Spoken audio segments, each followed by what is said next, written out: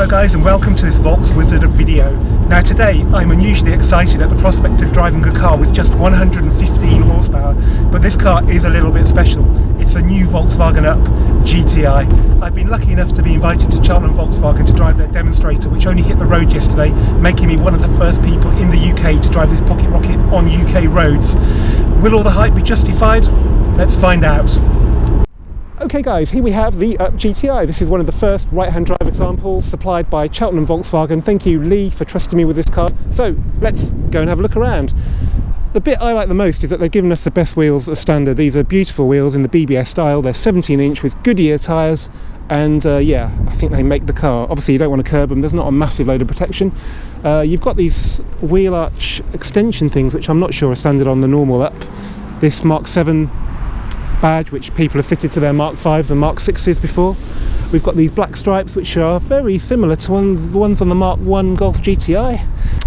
Yeah, strangely, drum brakes on the back. One review did say that these were great because they don't rust, but unfortunately this grey thing is going to rust, I'm afraid to say.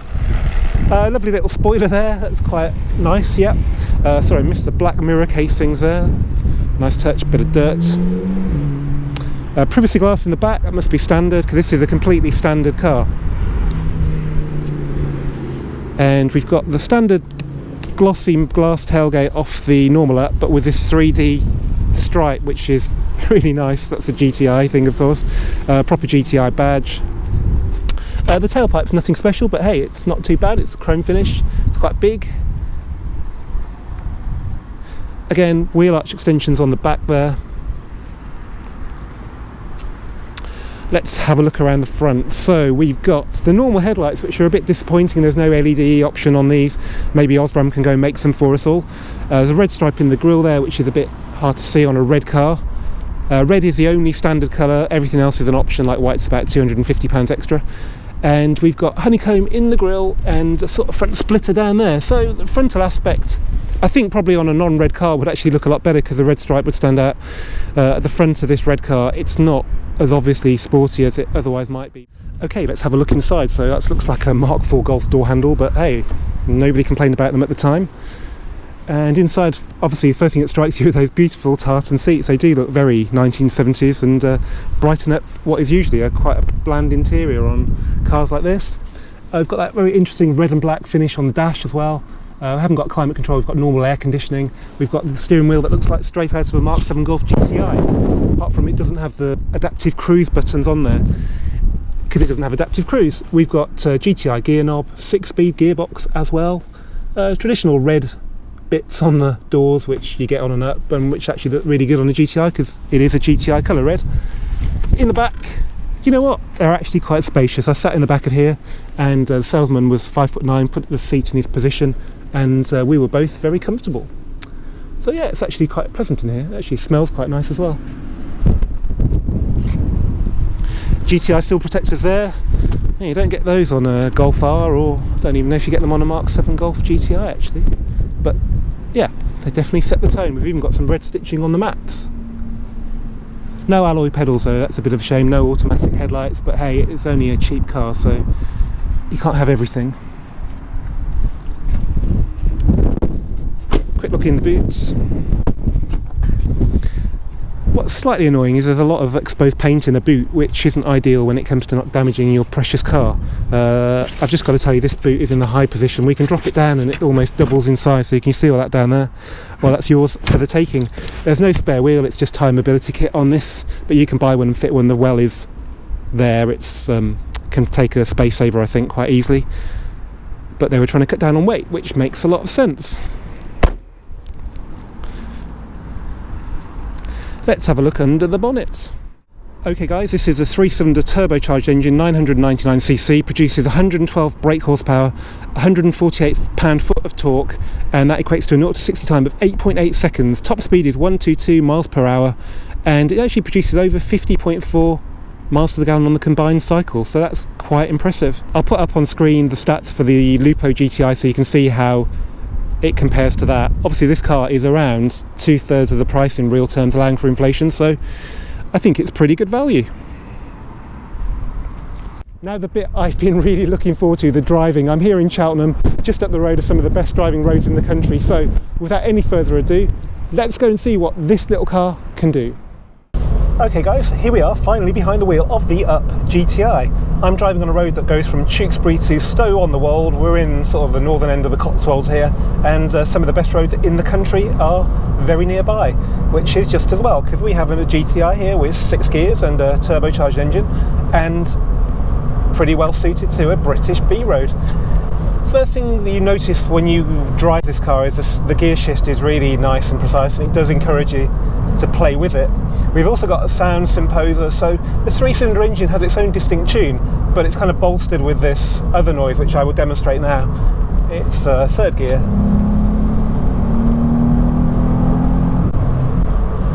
It doesn't sound half bad. What else we've got? We've got steering wheel. Well, I mean, it's a GTI steering wheel, so it feels lovely. The weighting is quite light, but not overly so, not when you're driving normally anyway. We'll see what it does in corners. Let's just drop that gear again. So we've just...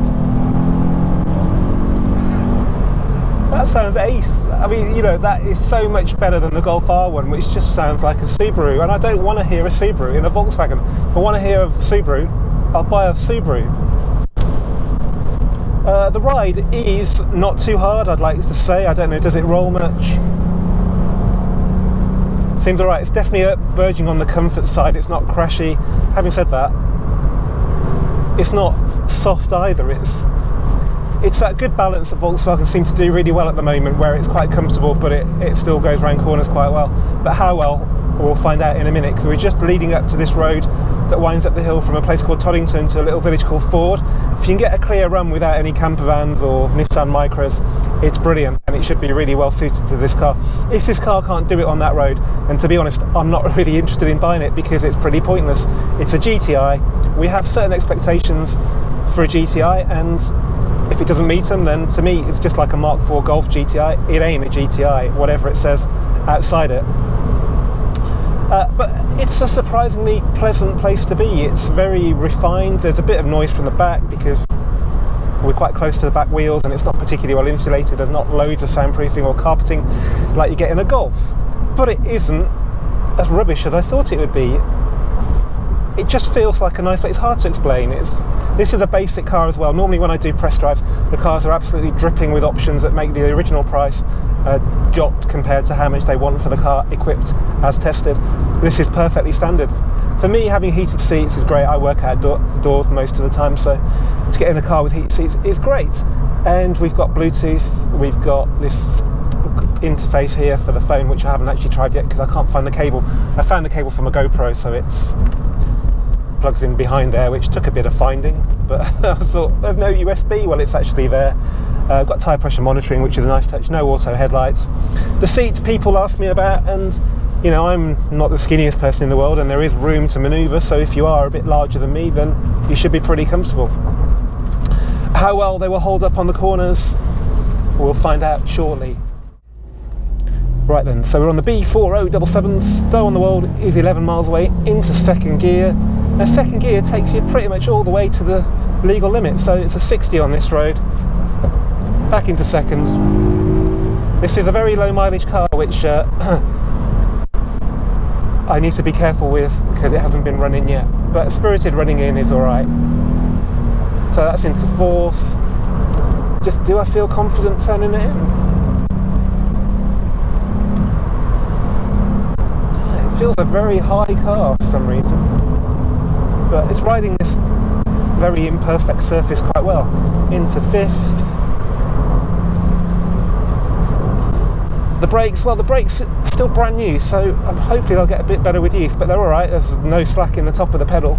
They just feel a bit uneven in their application. A bit of mud on the roads. Great noise, yeah, brakes, alright. Third gear, this is the left hander, tip it in. Ooh, a bit of initial lurch, but be confident. You never know how far it's going to lurch. Yeah, that's good fun. Right, onto the brakes, into third. The road surface isn't brilliant. There's a big tree. No traction control intervention there, so that's good. We're on Goodyear tyres that are brand new and probably still need a bit of bedding in, but that's a good sign then.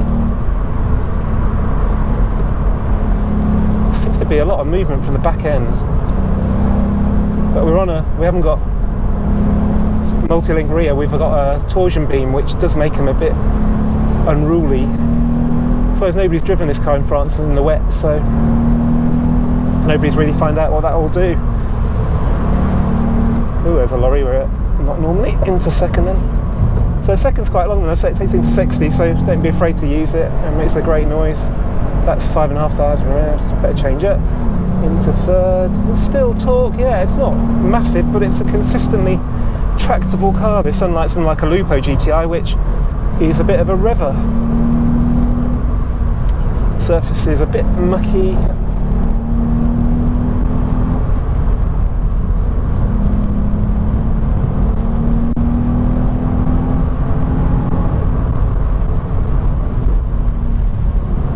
Still in third, of course, yeah. Oh, yeah, that's good. Right, let's drive it a little bit more sedately now, I think. So, the gearing is quite long for this type of car. It's quite a tractable engine, so we're in second now. Speaking of tractable, there's a tractor ahead of us. Okay, so that's second. That's pretty much from standstill. I mean, let's go standstill. So I'd say that's just about to stall. So second gear.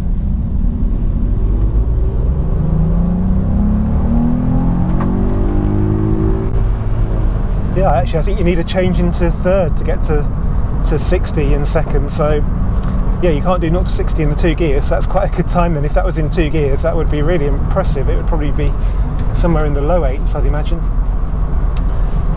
So yeah, it's got a really good engine. I drove this in the T-Roc, the 1 litre, 115 PS, and I actually really enjoyed it. I just felt you had to thrash it a lot, but in a lighter car like this, it doesn't need so much thrashing. I mean, the instant get up and go, it's just remarkable.